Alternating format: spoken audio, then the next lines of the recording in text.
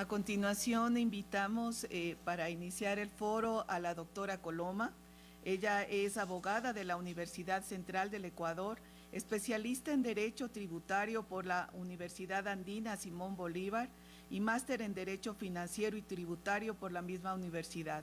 Al momento se desempeña como analista normativa en políticas públicas en la Defensoría del Pueblo del Ecuador. Bienvenida, María Astrid. Muy buenas tardes con todos y todas los presentes y quienes nos siguen en redes sociales. Para mí es un honor poder estar en este espacio académico que es y debe ser de interés social, que guarda atrás del decreto 645 que nos habla sobre la reducción de tarifa ICE, impuestos a los consumos especiales. En primera instancia voy a hablarles sobre este impuesto, cómo está concebido en el sistema de servicio de rentas internas y cómo este sistema del servicio de rentas internas se relaciona con los derechos humanos. El impuesto de consumos especiales no es más que un tributo que grava a ciertos bienes y servicios, ya sean estos nacionales o importados. Está concebida en el artículo 82 de la Ley de Régimen Tributario en 5 grupos. Este impuesto tiene 3 tipos de tarifas, las mismas que se conciben en la siguiente manera: las específicas, ad valorem y las mixtas. Históricamente, en materia tributaria, la creación de este tipo de impuestos definitivamente era para poder restringir ciertos consumos de bienes y servicios suntuarios con elevados costos sociales y que eran dañinos y atentaban a la salud, al bienestar, a la vida de la sociedad. ¿Quiénes pagan este impuesto? Son personas naturales y sociedades que fabrican bienes gravados, importan estos tipos de bienes, prestan servicios y además comercializan.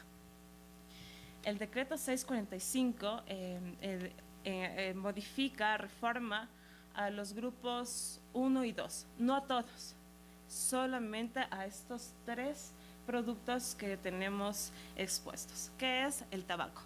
En la Ley de Régimen Tributario Interno consideraba 150% como tarifa al valor para gravar al tabaco. Ahora el impacto fiscal es de menos 100%, es decir, actualmente estamos con un 50% de tarifa al valor para este tipo de productos. En cuanto a armas de fuego, armas deportivas y municiones, que esto es un tema que muy polémico y que debe ser preocupante para la sociedad. ¿Por qué? Porque en la Ley de Régimen Tributario Interno concibe como tarifa al valor en 300% y el impacto fiscal sobre esta tarifa es de menos 270%. Es decir, tenemos actualmente el 30% de gravamen sobre este producto. En cuanto a aviones, avionetas, helicópteros y otros, el impacto es de menos 5%, es el impacto fiscal, frente a lo que tenía antes en la ley del 15%, ahora contamos con un 10%.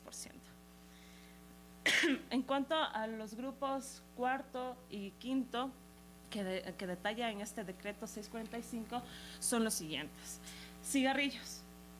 Por unidad, en la resolución NAG DGER CG 22 000063 de Servicio de Rentas Internas, por unidad, por cigarrillo,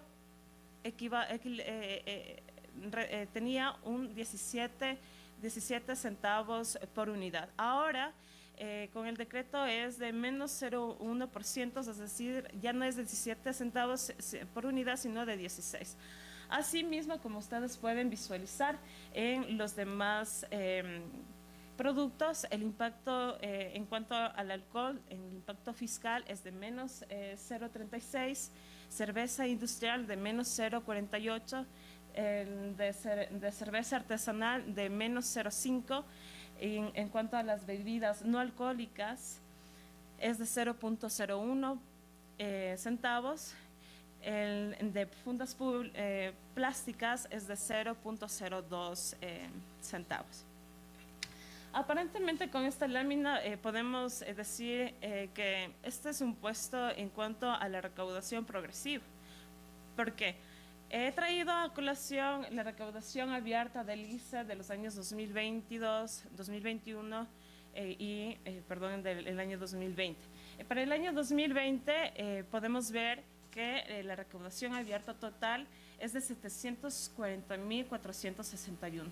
Para el 2021, 423 dólares y para el 2022, 857.085 dólares. En estadística podemos ver que esta es una recaudación progresiva. Pero ¿qué pasa cuando nosotros hacemos un análisis por cada valor? Eso lo vamos a hacer a continuación. En cuanto a la recaudación fiscal por producto, en el alcohol para el año 2020 existe una recaudación de 27.567, para el año 2021 un valor de 36.382, para el 2022 42.940 dólares. Es decir, que la recaudación es progresiva, va en aumento. En cuanto al ICE por armas de fuego, esta ha recaudado 21 dólares para el 2020, para el 2021 118, para el 2022 135. Imagínense estas cifras, estas han sido antes del decreto. Seguramente después del año 2023, cuando tengamos datos estadísticos por parte del Servicio de Rentas Internas, van a superar estos datos. Por el largo de tiempo no voy a mencionarles todos los que están aquí en la imagen, pero sí no quiero dejar de lado el ICE de cigarrillos, porque al momento de comparar, digamos, la recaudación fiscal del año 2020, 2021, 2022, hay muchas diferencias, especialmente en el año 2022. La recaudación es a cero. ¿Qué es lo que está pasando? ¿Qué es lo que está fallando en el sistema tributario? En cuanto a los efectos del decreto 645. Definitivamente este decreto evade las obligaciones principales del Estado, como es de garantizar, promover, respetar, proteger mediante políticas públicas preventivas y el sistema tributario el ejercicio pleno y respeto de los derechos de la vida libre de violencia, el derecho a la salud, el derecho a la seguridad y el derecho al bienestar de las personas. Asimismo, se puede evidenciar que se utiliza el sistema tributario para libre comercialización de armas de fuego a la sociedad civil ecuatoriana, misma que esta conlleva al aumento de la violencia armada y atentando obviamente el derecho a la vida y a vivir una vida libre de violencia. Asimismo, reducir la tarifa al valor de 300% a 30% del impuesto de consumos especiales de armas, como ya lo hemos visto. Definitivamente esto permite la eliminación automática de la medida de suspensión temporal de la importación de armas y municiones que en su momento el Servicio de Rentas Internas lo tenía. El gobierno lamentablemente cree que reducir el impuesto a los consumos especiales se lucha contra la ilegalidad, la informalidad, el contrabando y la inseguridad, pero esto es totalmente falso, porque una de las principales razones para que ingresen ilegalmente es porque en nuestro país ingresan armas bajo el tráfico ilegal y que lamentablemente son utilizadas en rutas muy cercanas como es el narcotráfico. A esto pues también se suma otra problemática, que es el tráfico ilegal de municiones y explosivos y que es responsabilidad de las Fuerzas Armadas del Ecuador conjuntamente con el Servicio Nacional de Aduanas, controlar el ingreso de estos elementos o productos. Asimismo, otro efecto que se puede evidenciar en este decreto 645 es que se aleja la creación de políticas públicas fiscales con enfoque de derechos humanos. Otro de los efectos que podemos rescatar del decreto 645 no determina en ninguna parte del cuerpo o instrumento jurídico qué se va a realizar, cuál es el destino, digamos, de esta recaudación del impuesto para las finanzas públicas. Y no, salvo lo que dice el artículo 89 en la Ley de Régimen Tributario Interno, que dice que se va a ser depositada respectivamente en la cuenta del Servicio de Rentas Internas y posterior a ella ser efectuadas pues en la cuenta corriente única de Tesoro Nacional. Una nota que resalto en este evento es que al no tener una disposición legal específica que se destine, digamos, estos rubros de recaudación para fomentar políticas públicas preventivas, no se puede lamentablemente garantizar ciertos derechos como el derecho a la vida libre de violencia, el derecho a la salud, el derecho a la seguridad y garantizar el bienestar de la población.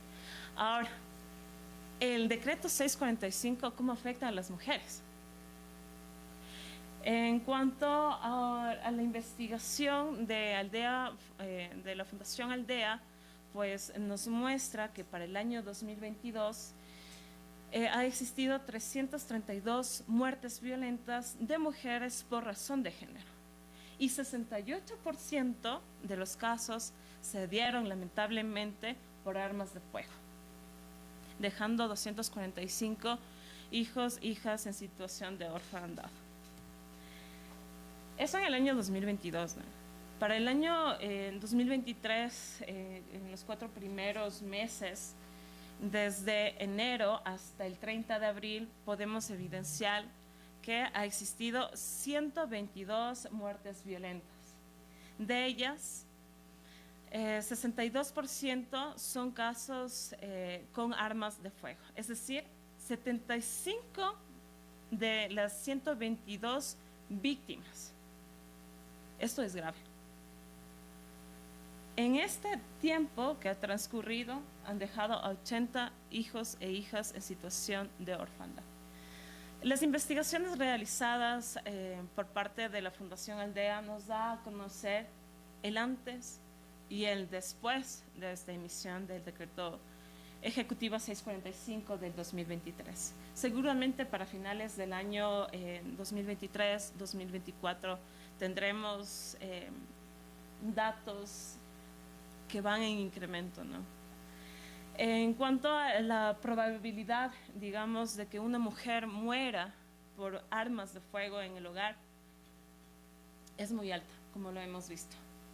Y esto, pues, lamentablemente se normaliza la violencia intrafamiliar, la violencia de género en nuestro país. En cuanto a otros productos, cuando hablamos del consumo del alcohol, cigarrillos y otros, aumenta totalmente el riesgo, digamos, de tener un aumento de accidentes de tránsito, violencia general, de género, en el ámbito de intrafamiliar también, y el incremento de problemas serios en la convivencia social. Ahora, me gustaría decirles cómo deben incidir, digamos, los derechos humanos en el sistema tributario.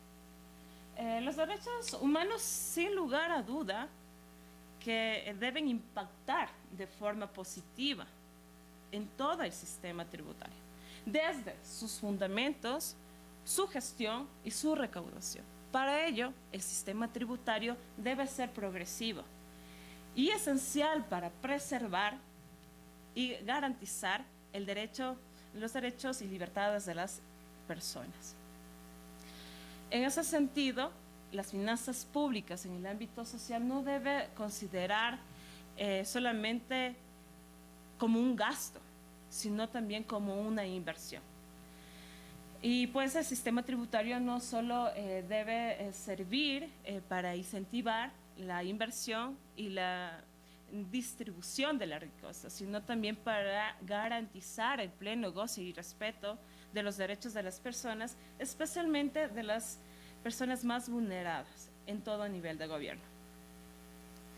Concluyo citando a José Vicente Troya Jaramillo, el padre del derecho tributario en el Ecuador, donde menciona en el artículo académico titulado Tributación y Derechos Humanos. En su artículo concluye que la creación y la aplicación de los tributos deben ser llevados a cabo de forma cuidadosa, de manera que se evite atentar contra los derechos y libertades humanas. El órgano legislativo y también las autoridades administrativas deben aplicar normas y regulaciones y actuar de manera que se preserven los derechos y las libertades humanas. Los individuos gozan de derechos civiles, políticos, económicos, sociales y culturales, pero asimismo se encuentran obligados al pago de estos tributos que sirven para financiar el gasto o la inversión pública.